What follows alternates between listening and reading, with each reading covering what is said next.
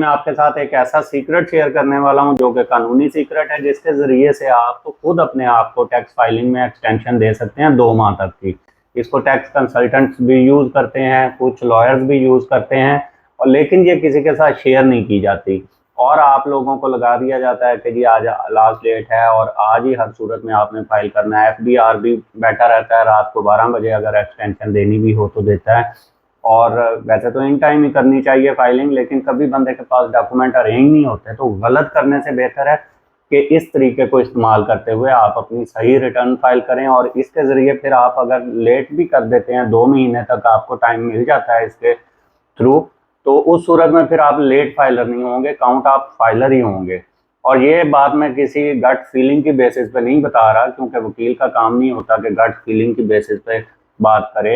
ये काम होता है नजूमी का। नजूमी तो कर सकता है बेस गट फीलिंग पे, लेकिन जो प्रोफेशनल होते हैं, डॉक्टर है, वकील है, वो अगर आप खुद इमेजिन करें, आप एक डॉक्टर के पास जाते हैं अपना इलाज करवाने के लिए और डॉक्टर साहब कहते हैं जी मेरी गट फीलिंग कह रही है आप बच जाओगे, तो आप खुद इमेजिन कर सकते हैं कि उस वक्त डॉक्टर की ये बात सुनने के बाद आपकी गट फीलिंग क्या होगी। ये बात आई कहाँ से है? मैं एक वीडियो अभी मैंने देखी है कुछ देर पहले, मैंने सोचा आपके साथ भी शेयर कर दूं।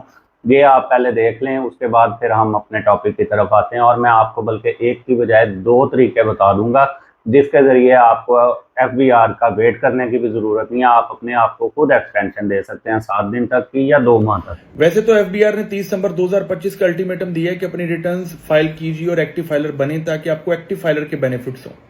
30 सितंबर के बाद अगर कोई रिटर्न सबमिट करवाता है तो वो लेट फाइलर होगा, उसको एक्टिव फाइलर के बेनिफिट्स नहीं होंगे।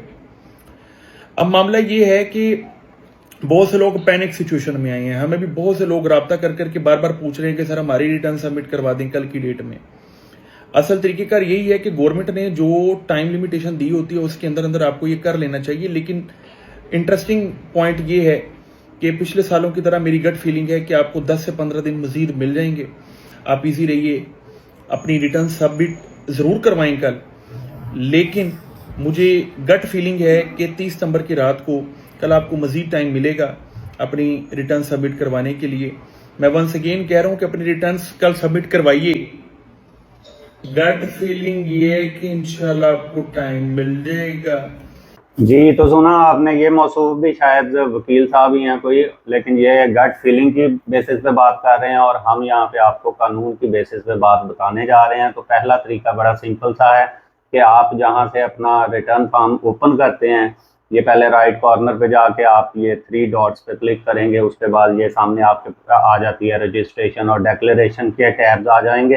डिक्लेरेशन के टैब में जब आप जाते हैं तो उसमें आपको फर्दर ऑप्शन मिल जाती हैं, जिसमें एक ऑप्शन ये भी शामिल है कि वहाँ आप एग्जम्पशन के लिए एप्लीकेशन फाइल कर सकते हैं। ये कोई आपने पेपर वर्क नहीं करना, बस आपने सिंपली एप्लीकेशन फाइल करनी है। यहाँ से फॉर्म ओपन करना है, वहाँ पे टाइप करना है इंग्लिश में आपका जो भी रिक्वेस्ट है और उसको सबमिट कर देना है। और अमूमन 99% केसेस में उसी वक्त आपकी वो ग्रांटेड हो जाती है, आपको अलाउ कर दिया जाता है FBR की जानिब से। 7 दिन तक की आपको एग्जम्पशन इस प्रोसेस के तहत मिल जाती है।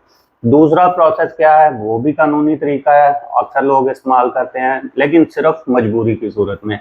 ऐसा नहीं है कि आप शौकिया इसको इस्तेमाल करें, एक्सरसाइज करें, लेकिन मजबूरी की सूरत में आप ये कर सकते हैं कि अगर आपके पास फिलहाल डॉक्यूमेंट नहीं है तो आप अपनी खाली नील रिटर्न फाइल कर दें।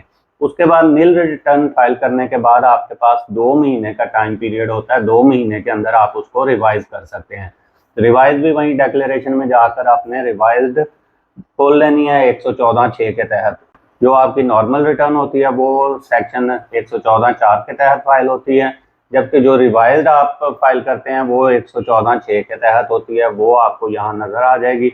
इसको आप ओपन करेंगे, उसके बाद अपनी पुरानी रिटर्न को आप इंपोर्ट करके उसमें जो भी आप चेंजेस करना चाहते हैं, रिवीजन करना चाहते हैं, वो रिवाइज करके आप फाइल कर देंगे। तो आपका स्टेटस वो भी फाइलर का ही हो चुका होगा पहले ही, जब आपने नील फाइल की होगी। लेकिन 2 महीने के अंदर इसको रिवाइज ज़रूर करें, ताकि आपको फर्दर कोई नोटिस या कोई कॉम्प्लिकेशन का सामना ना करना पड़ सके। और क्योंकि आज लास्ट डेट है, काफ़ी सारे लोग बहुत परेशान हैं और FBR बार बार कह रहा है कि हम एक्सटेंशन नहीं देंगे, 30 सितंबर आखिरी डेट है, जबकि FBR इस पूरे पीरियड में अभी 6 दिन पहले तक और 2 दिन पहले तक इसमें चेंजेस लाता रहा है और खुद ही कंफ्यूज करता रहा है लोगों को। इवन जो एक्सपर्ट कंसल्टेंट्स हैं वो भी वेट में बैठे हुए थे कि इनकी तरफ से कोई रिटर्न फॉर्म फाइनल आए तो फिर हम उसके ऊपर फाइलिंग शुरू करें।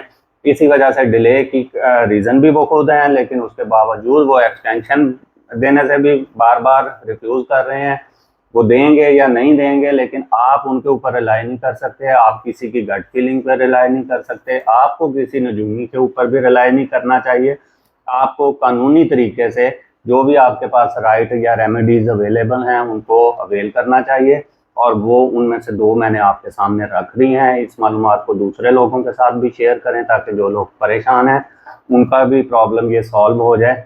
मिलते हैं नेक्स्ट व्लॉग में, तब तक के लिए अपना ख्याल रखिएगा और अपने इस चैनल का अल्लाह हाफिज़। सब्सक्राइब करें अपने चैनल लॉजिस्टर को और बेल आइकॉन को दबा दें। Thank you.